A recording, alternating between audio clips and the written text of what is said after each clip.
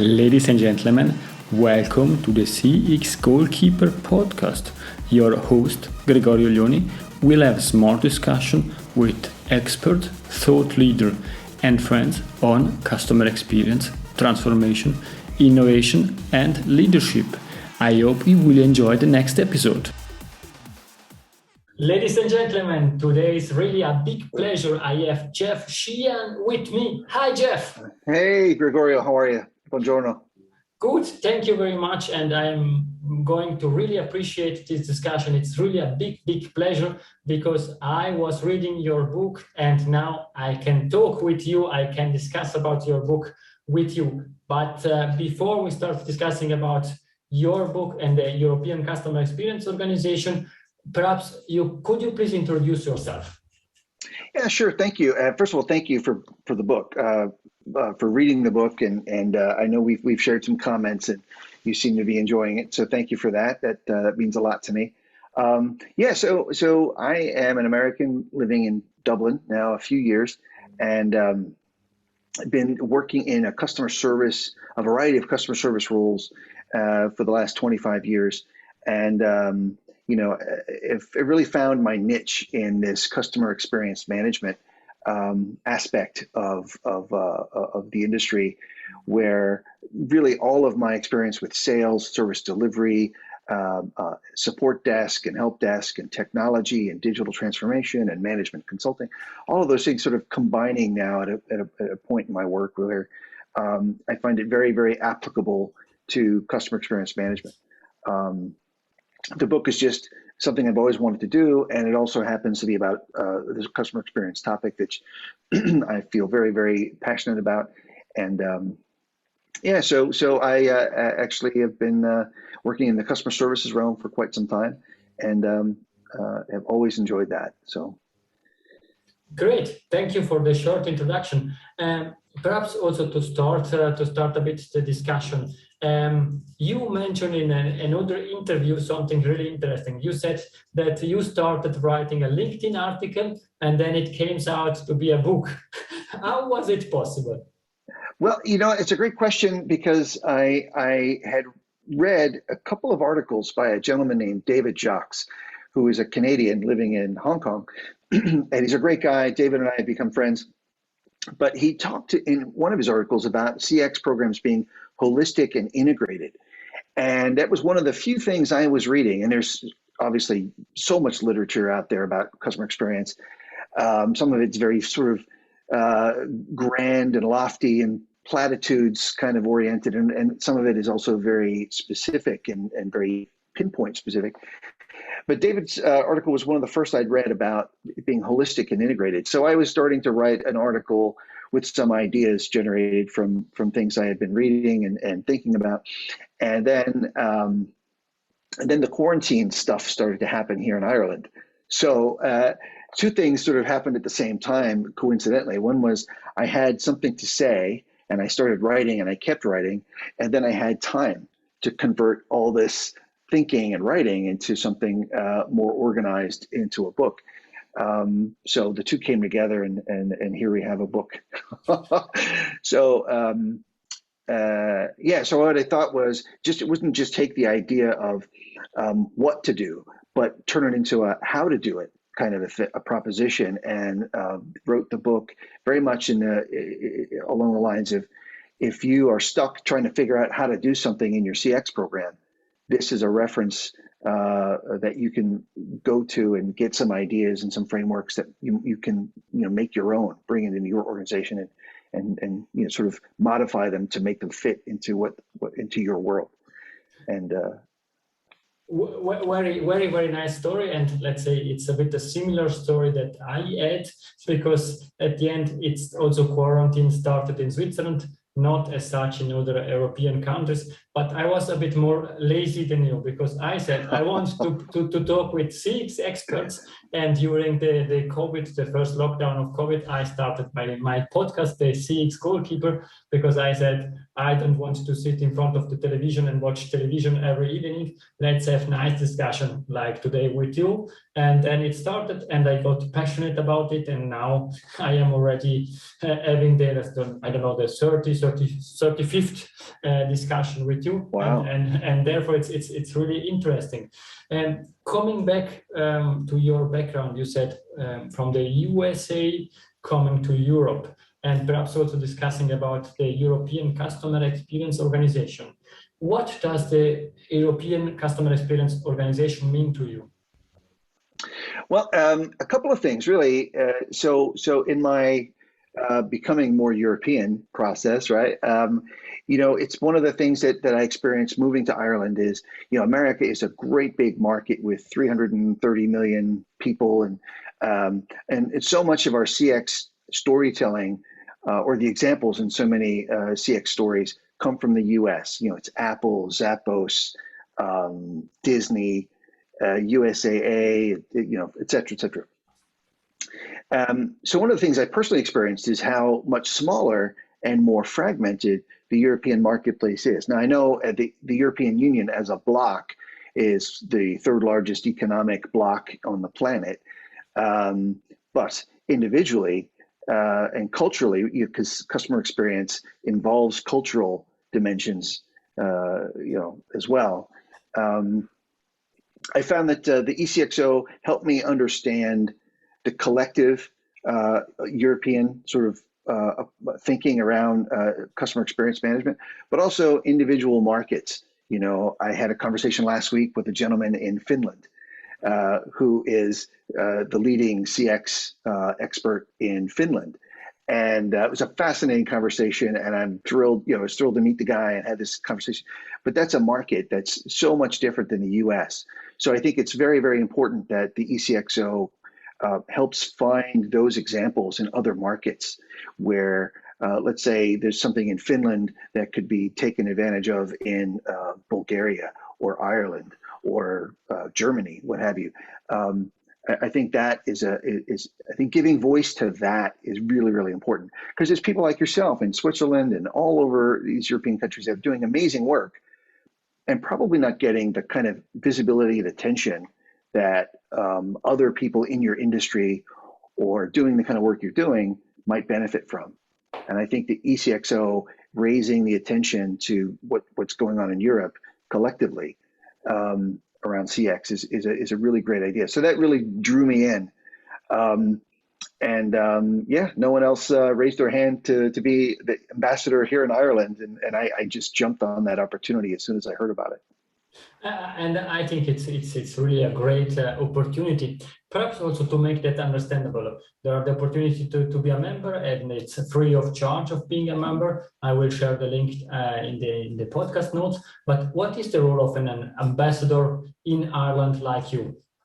Yeah, great question. And I think first I want to clarify that the ECXO is not, you don't have to subscribe, right? You don't have to pay. You don't have to take a test or study or anything like that to become a member. It's not a qualification. What it is a community of CX practitioners. It's a community that if you have questions or challenges, or you just want to network with folks that are doing similar work in maybe a similar size market or a similar industry in a similar size market, et cetera, the ECXO is established to create and provide that community.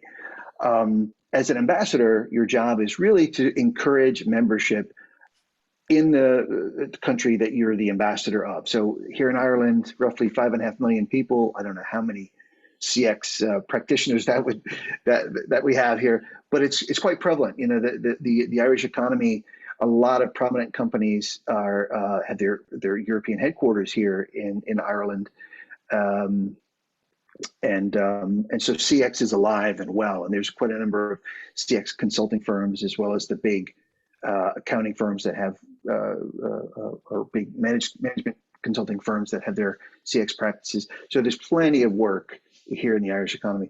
But the job is basically create awareness and encourage people to join and also to provide your own sort of thought leadership and articles and writing and that kind of stuff to the ECXO platform. Thank you very much, Jeff, for this great explanation. It makes understandable for us members. Fully disclosure, I'm a member of the European Customer Experience Organization. What are you doing as ambassador? What are your duties? And what I really liked is you mentioned earlier that we have also great example in Europe about customer experience doing in the right way. And in our pre-discussion in the last meeting, you mentioned one example from Russia.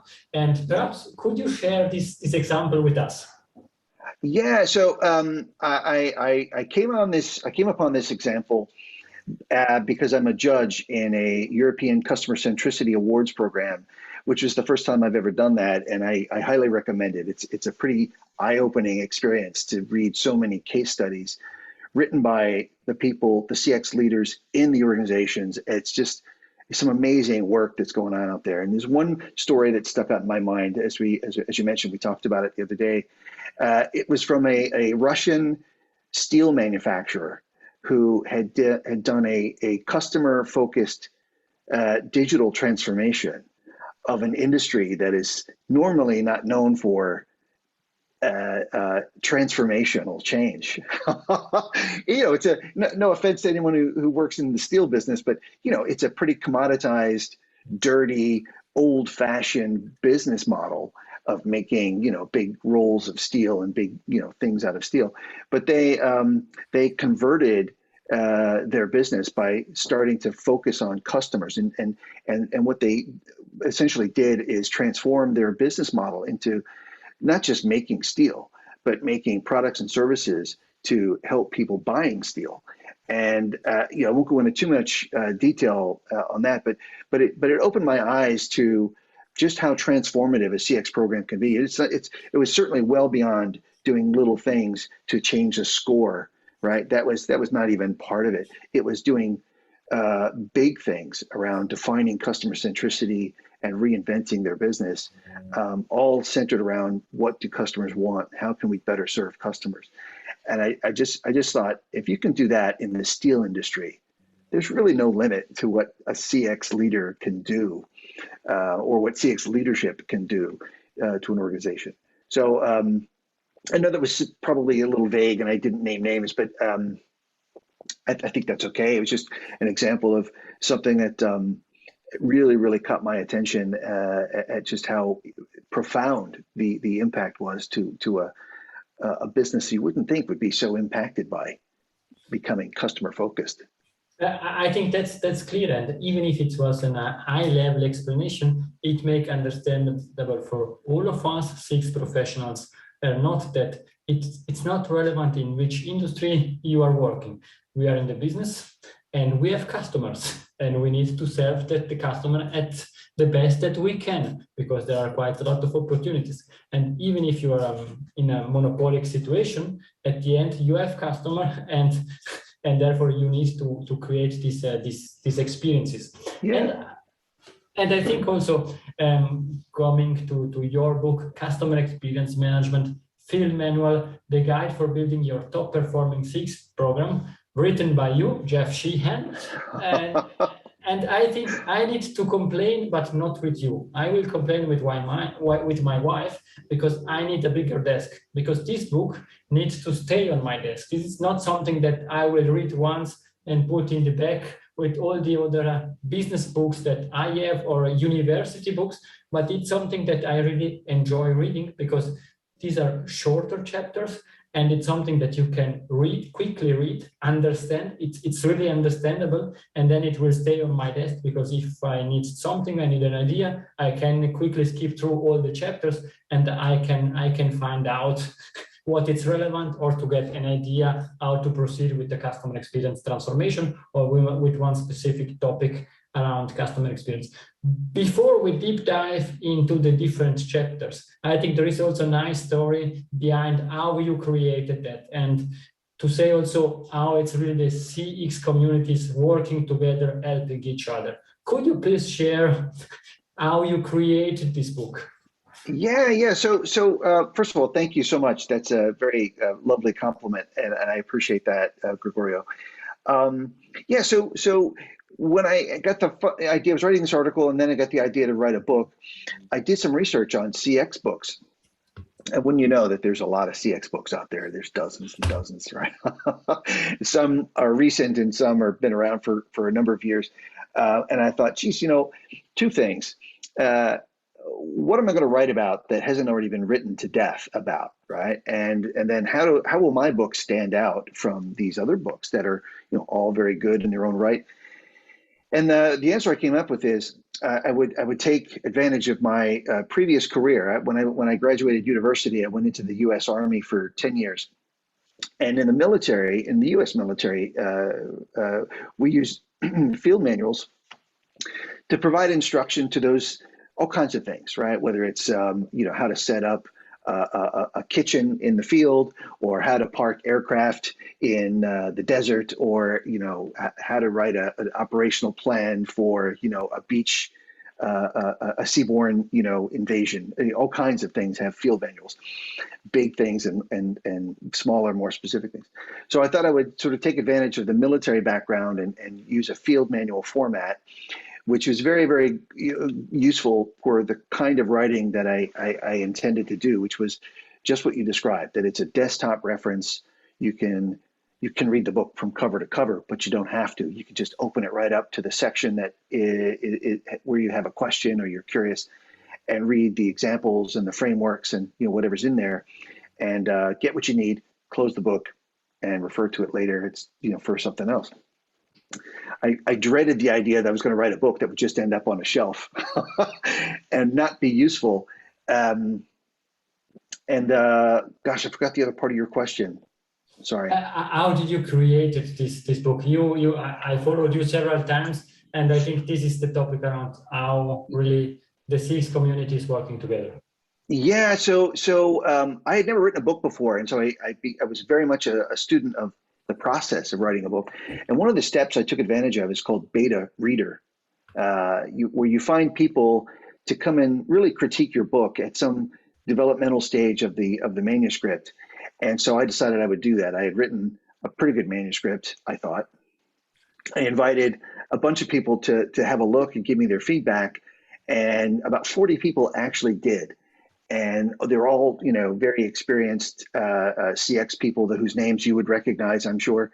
And I got some amazing feedback. And the book is much, much better because I asked for feedback, and which CX people like to give feedback.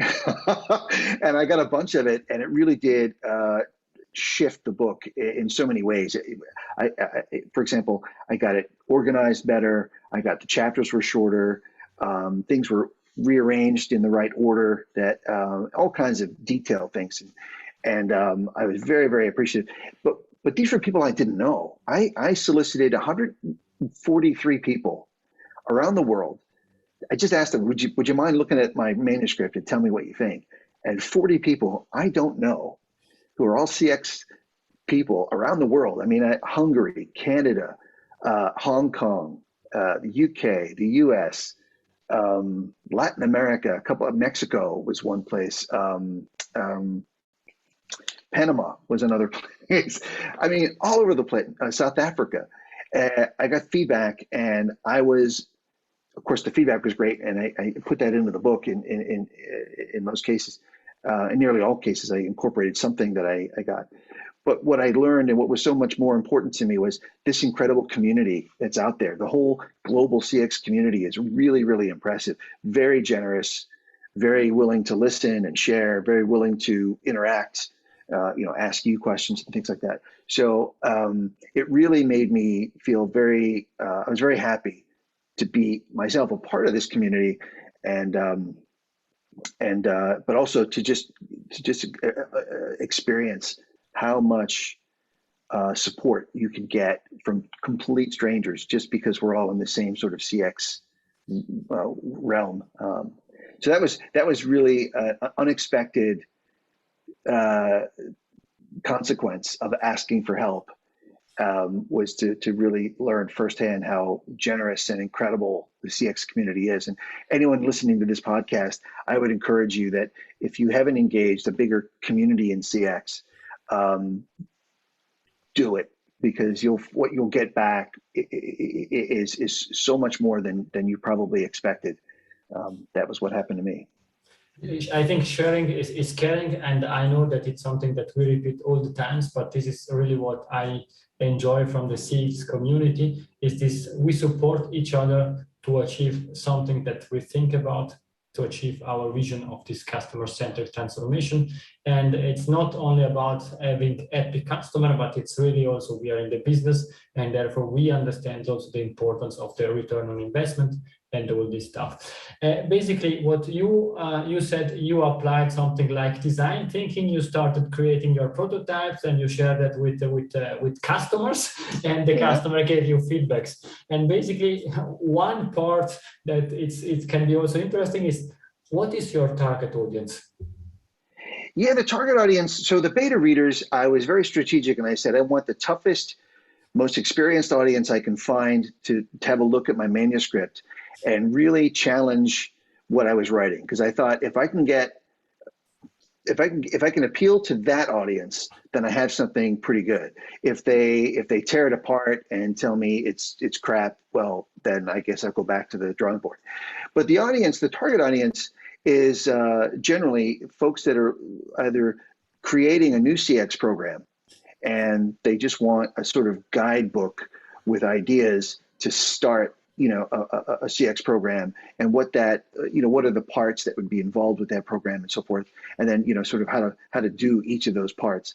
So starting a new CX program is one audience. Looking at an existing CX program to either expand it, to do more things, or mature it to do things better, or to just improve it in some way. Just looking for ideas to sort of have another perspective on doing what they're currently doing. And it's really the feedback I'm getting. It was really intended for people that haven't been in the business 25 years or 35 years, et cetera, but for folks that are in a sort of newer cohort of CX manager or head of CX. And so I don't really have much feedback from in terms of like where in the career people are finding it, but it was written with really just sort of starting new or want to upgrade. It's a field manual. I think everybody can profit from this book. And before I share my preferred chapter, perhaps, which was your preferred chapter, or is a chapter that you remember and you say, this stand out from my personal point of view? Yeah, so it's like picking your favorite child, right? It's a hard question for me to answer, but I think there were two chapters that really I was very focused on. Just the feeling I had about writing them was significant, and so I'll choose them from that. One was the mission chapter, where this idea of really being intentional, building your CX program to do something specific. Too often, CX programs are just reduced to being surveys and scores, and so having a more clarified mission was something that was really important to me to write about. It fit my management consulting background, and it also some field experience I had where I was working in a CX program that wasn't really quite clear about what the goal was. Like, we really weren't sure we could answer the question of, like, what is this intended to do? And so that was interesting. I think my favorite chapter, though, is the chapter on customer understanding. I had a very clear image for that chapter illustration, which is a sort of old-timey, listening post kind of a picture. But the reason I would say it was my favorite is because I took a holistic, start to finish approach to voice of the customer understanding, that it wasn't just listening and learning, but there was also action to take. And I created a thing called I call it the Mickey Mouse chart, where the voice of the customer program is really three interconnected bits of work, listening part, which surveys and things like that, the understanding part, or I'm sorry, I call it learning, which is not just to understand what the feedback is saying, but to really understand, the complete picture, the emotion, the process, the offering, all those things involved. And then the action step. Okay, so now that I know all this, so what? What do I do? How do I create a gearbox to take action in the organization, especially when that action isn't under my control, right? The authority for that action might belong to somebody else who might say, not interested because I have other, priorities. So how do you handle that? So it's I think the longest chapter in the book. I think it's pretty comprehensive, but what I try to do is balance some technical stuff with some leadership stuff, so that those the three legs of that stool, listening, learning, and acting, are at least make sense. I found it to be an area where a lot of folks had challenges where, like, okay, I did this. We spent a lot of money on a great tool, and a lot more money on integrating other tools to get operational and experiential data combined. We do a lot of work to generate insights, and when we give the business those insights, they don't do anything with it. I feel like I'm not really contributing. How do you fix that? So that chapter has some information around that as well. So it totally makes sense, and basically now I'm also sharing my preferred chapter, but perhaps it's also in the phase that I am. But I really enjoyed the chapter Synchronized Watches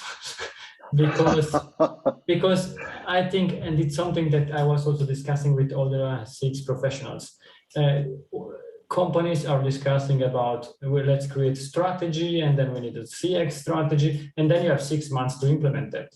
And this chapter is really short, but clearly explains that there are tactical steps, and there are strategic steps. And I think and I'm not saying companies, I'm saying we also, CX professionals, we are always mixing up tactical steps with really the strategy behind that. And therefore, for me, it really stand out, this chapter, to think about what I am doing in a tactical way to get the budget, the resources, and everything I need to continue with my customer experience transformation, compared to let's create a strategy, a vision, what we want to achieve in future. And therefore, that was what I really stand out for me, and I was really thinking.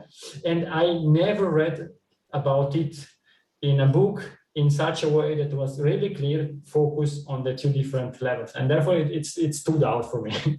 Oh wow, that's terrific! I really appreciate that, and thank you for the feedback. And honestly, it's rare that you read something in a business book or a CX book that talks about that dimension of culture, which is time, right? If you're in a startup and there's a pace to do. Or if you're in a very mature company where there's a much different pace to sort of examine and have the meeting about the meeting, and all that kind of stuff. So really understanding, what's tactical, what's strategic, how much time do I have, and the overall expectation of the CX program. Exactly. Some programs don't get a lot of runway to prove their ROI, and some programs will have years to figure out how to do it. So I just wanted to take in that chapter, it was really designed to say, pay attention to this aspect of timing, because if you don't, surely someone else is. Yes. And if you're not delivering what they think you should as quickly as they think it should be delivered, you're going to hear about it. And so just factor it into your program. Thank you, Jeff. And I think we can come to the next chapter, the last chapter of this discussion, not of your book, because we could discuss about your book hours, days, and weeks. But perhaps at the end, I would ask two questions. The first one, is there a book that you say, I suggest to the audience to read this book? Clear, there is one preferred that you would suggest. We know which one it is. Then perhaps please suggest the second one. Yeah, so that's a great question. And one of the things that you'll see I know you've seen it, Gregorio, but I did a lot of research, and I have about 60 or so references that in the footnotes, different articles and different books. The one book that stands out, I love this book because it's so enlightening, and it's so close to how, you know, my own personal experience in my 25 years of customer service work. And the book is called The Best Service is No Service, by a fellow named Jaffe, and it's Jaffe. That's his last name. And I mentioned a lot in the book, and of course it gets cited and all that. But it's a counterintuitive idea, and I love that. I love ideas that just sort of defy conventional wisdom, which is to say, one of the key concepts in The Best Service is No Service is the idea that a service call, a customer calling you for help, is a symptom of something broken upstream, right?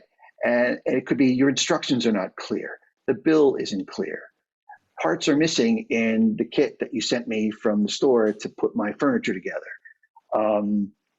I went online and I got an email, but what they said would happen didn't happen. So if you really start to look at those calls from your customers and the feedback, you know, associated with those calls, you can start to find things upstream like service and product design, and you can fix that, or suppliers and manufacturing processes. You could fix that.